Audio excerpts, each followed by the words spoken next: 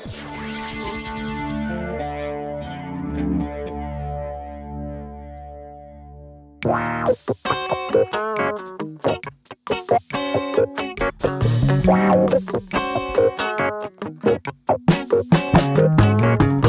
guys, today we are talking about a supercharged, I think is the word for it, topic. We are talking about the Pontiac Aztek.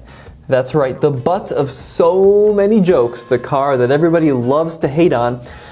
But I'm here to tell you that it's actually a surprisingly good car, and it does not deserve 90% of the hate that it gets online and on the forums and on YouTube, because the Pontiac Aztek is a remarkably good car. Now, you don't have to believe me, because I am obviously not much of a person to look at or not much of a person to believe when it comes to discussing cars, but believe it or not, I love the Aztek. We owned one back in 2017. We had it for about a year. It cost $1,500 and it was positively brilliant. It was really useful. It could hold a ton of stuff. And in this video, we're going to go over the Aztek from front to back and talk about what made it special, and of course, we'll talk about the horrendous styling. Now let's start off by talking about the horrendous styling. Believe it or not, the Aztek was designed by a designer who is a legend when it comes to knocking new vehicles out of the ballpark. It was designed by a gentleman named Tom Peters. He just retired, but he worked for GM for many, many decades. And his best works are probably C8 Corvette, C7 Corvette, the current Silverado. He is just a super talented designer. And he was given the Aztek project and had quite bold plans for it, actually, because back in the late 90s, GM had huge criticism for being way too conservative on the styling end. Think of general GM designs back then. They were just kind of square, boxy, generic, boring. And Tom Peters was challenged to break the norm for General Motors. So the original design for the Aztek was a Camaro off-roader. So that was the plan. And if you look at the concept sketches, they were really cool. It was basically this just crazy, supercar looking four-wheel drive. It was wide, it was fat, it was just the perfect design. I loved it. Really tall, super unique. So Tom did a great job coming up with the concept for the vehicle.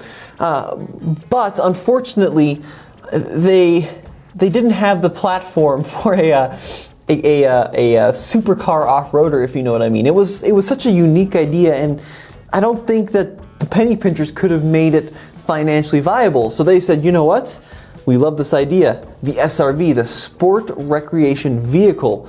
But we're not going to give you the Camaro platform. We're not going to combine that with a ground-up platform along some kind of Silverado 1500 platform. We're going to give you the Chevrolet Montana. We're going to give you the Pontiac Montana. It's so dull, I forgot what brand made it. And the Pontiac Montana was a bread van, basically. It was horrible. It was this generic minivan with really no soul. It had no curves to it. It had no ground clearance. It had no power.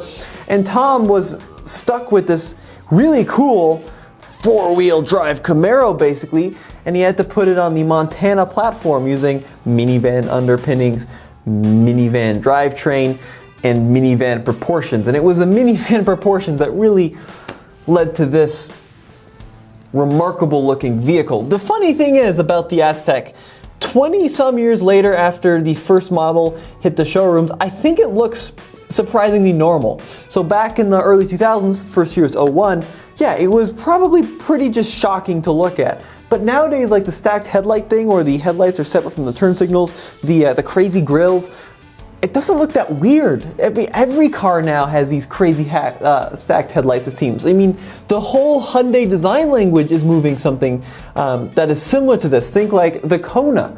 It's got a separate headlight from the main beams. Think the Venue, right? Even the new Hyundai crossovers. They have this bizarre, just in-your-face front end, and the Aztek is looking surprisingly normal.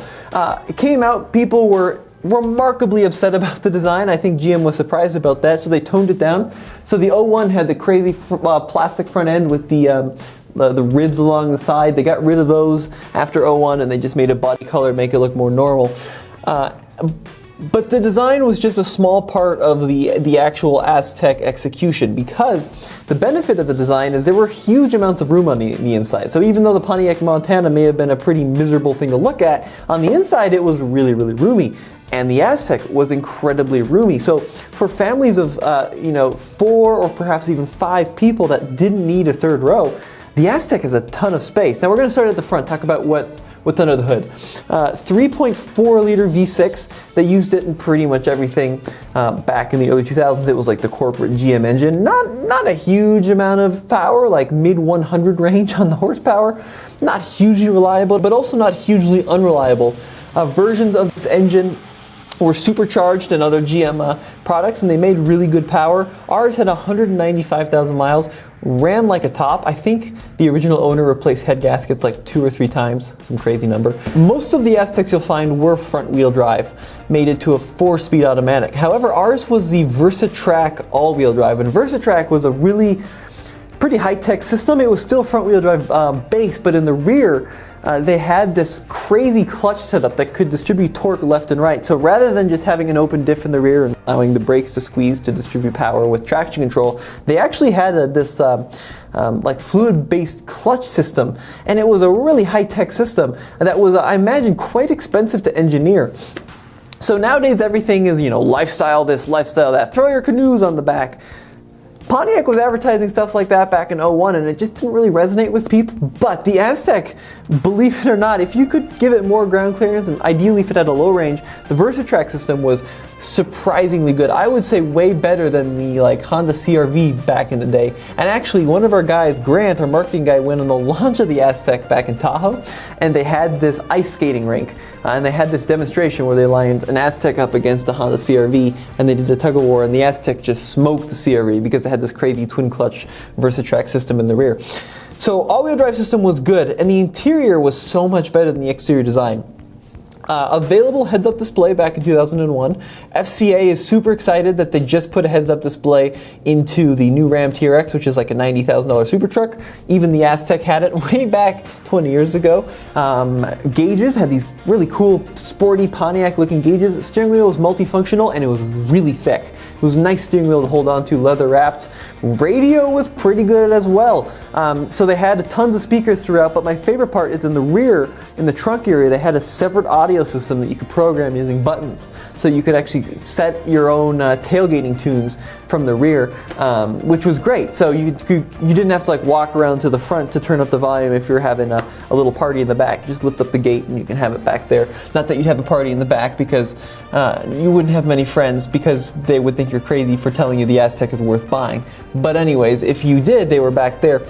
Inside, tons of room, flat floor. The center console was a cooler, so you actually could lift out the whole center section of the vehicle, open it up, and put drinks in there when you're out, using the tailgating system in the rear. And then the second row was probably the best part of the Aztek. You could get these weird backpacks that extended over the front seats, and you could put storage things in them, and then you use them as a map pocket. But then you could pull them off and actually take them out onto the trail if you were hiking and you forget your backpack. Just use the storage bin behind the seats. Lots of rear seat legroom. And in the rear, ours had the air suspension. So it had height adjustable air suspension in the rear. If you loaded it up with a trailer, it would jack itself up and level. But the cool thing about the air suspension is you had to have a compressor for the airbags, and GM let you access the compressor for pumping up bike tires. So they gave you a hose and there was a nozzle, and you could use the air suspension to actually inflate tires or balls or whatever you had.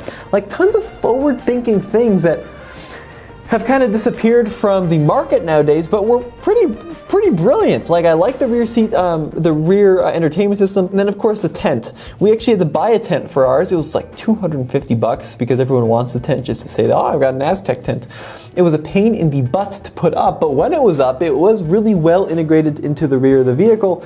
And for car camping, it was hard to beat the tent just because you could fold the seats down, flat floor, minivan base. Once again, the benefits of the minivan coming back, and then you just sleep back there and you could look up at the stars in the back of your Aztek. Now, we kind of drove the wheels off this thing. It had 195,000 miles on it. I think it had a steering rack issue because it went through 2 power steering pumps.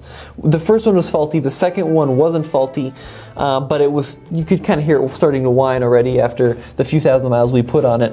Decent to drive, wasn't exactly sporty, wasn't exactly, very four-wheel drive-like, but it drove better than it looked. Once again, it handled okay. Power was adequate. ABS was good, and they're just so cheap. If you need a relatively affordable vehicle to take you to school back and forth, that has a ton of space, the Aztek is not a bad option.